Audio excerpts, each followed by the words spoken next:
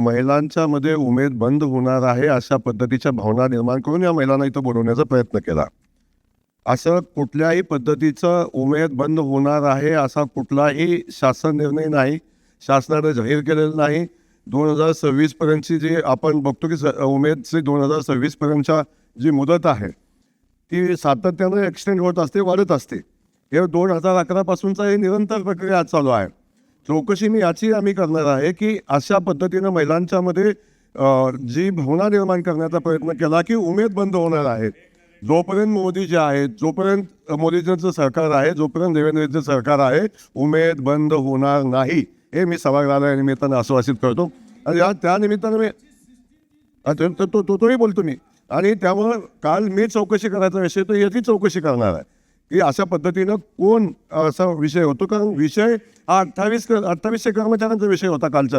आज तो विषय नाही, मी बोलतो 2800 कर्मचाऱ्यांच्या विषयावर चर्चा होती. पण त्यांनी त्याच्यासोबत उमेदच्या सगळ्या लोकांना, महिला भगिनींना इथं आल्या, आमच्या भगिनी, मी स्वतः तिथं गेलो, त्यांच्याशी चर्चा केली, त्यांचे प्रश्नही समजावून घेतले आणि त्यांच्याशी माझी चर्चाही झाली आणि त्यांचं समाधान होईपर्यंत मी तिथं बसलो होतो. बसून त्यांचं समाधान झाल्यानंतर तो कालचा मोर्चा थांबलेला आहे. त्यामुळं मी आपल्याला या निमित्तानं सांगेन, आत्तापर्यंत 6,53,000 बचत गटाची स्थापना झाली. त्या निमित्तानं 5,35,000 समूहांना 872 कोटीचा फिरता निधी देण्यात आला. स्वयंसहाय्यता उपजीविका विकासाकरता 60,000 पर्यंतचा समुदाय निधी अदा करण्यात येतो. तो आत्तापर्यंत 3,70,350 स्वयंसहाय्यता बचत गटाला दिला. जवळजवळ तो 2,222 कोटी रुपये. आणि यातून महिलांच्या सक्षमीकरणाचं काम या ठिकाणी केलं जातं आणि त्या अनुषंगानं सरकारनं जे शक्य आहे ते सगळं करायचा प्रयत्न केला आहे. विषय कंत्राटी कर्मचाऱ्यांचा आहे.